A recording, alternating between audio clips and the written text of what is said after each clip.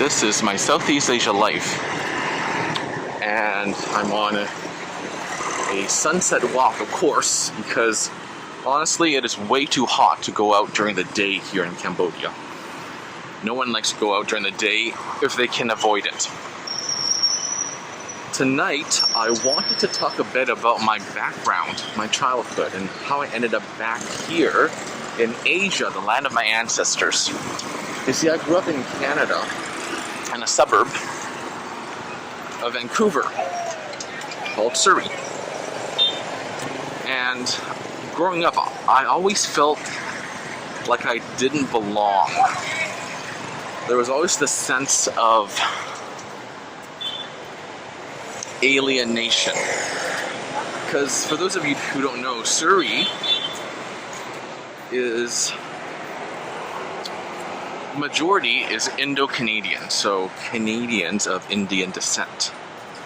So I, of East Asian descent, already stood out in Canada as a minority, but I grew up in a city called Surrey, in which I was a minority among other minorities. So I was a double minority. This is in contrast to a friend of mine who grew up in rural Alberta, the province next to mine, which is the province next to British Columbia, called Alberta, which is full of white rednecks, he was telling me. Anyway, and I never felt like I belonged, even after I became an adolescent, a teenager. So because of that, there was that sense of alienation. But I never felt like I really belonged until I went back here to Asia. Then here was everyone who looked like me, spoke the language I spoke at home, because English was banned in my household. My parents, they forbade the use of English in the home because, well, the way they saw it was that since my sister and I were already speaking English out in school, there was no need for us to bring English into the household.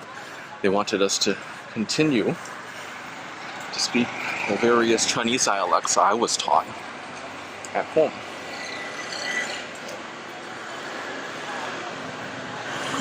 Anyway, so briefly, that was my childhood, and yes, I did receive some racism in Canada. I was on the receiving end. Of course, at that young age, such a young age, what was I, like, I don't know, 7, 8, 9, 10? I didn't know it was racism. I remember certain white people talking down to me, acting as though I were an idiot, because I looked different clearly, and therefore could not understand English. I didn't know what it was at the time, but now looking back on it, clearly it was racism.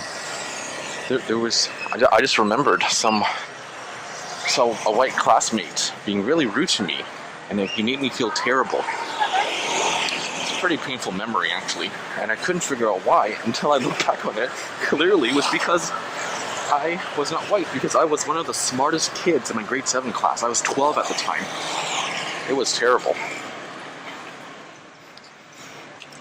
I remember he would just look at me and say, "Don't do that." So, I mean, how would you feel if you were on the receiving end of that? You know, I was like, playing volleyball. I thought I was doing a great job.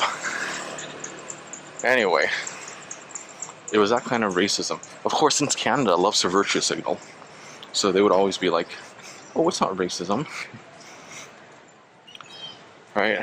But they can pass laws in Parliament, but you can't really control the way people really think.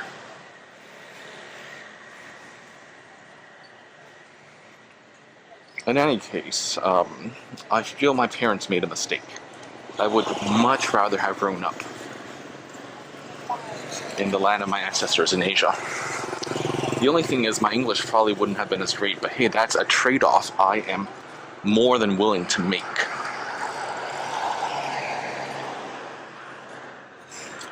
But like all immigrants, they had a sense of they had the grass is always greener syndrome. Imagine you would say 外国的月亮圆一点, meaning the moon in foreign countries is a bit rounder. You know,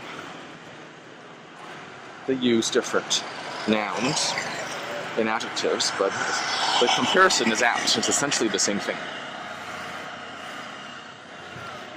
Anyway, I feel that instead of escaping or running away, it's better to stay in your own country and help build it. Because running away, I don't think it's ever the option. Well, it is an option, but it's never the solution. You can never solve anything. And besides, you don't learn much by running away. You learn more by tackling a problem head on. Anyway, have you guys ever been on the receiving end of racism in your Western country? If you're of minority descent, leave your comments below. As usual, keep pursuing your dreams and passions. I'm going to end it here for now.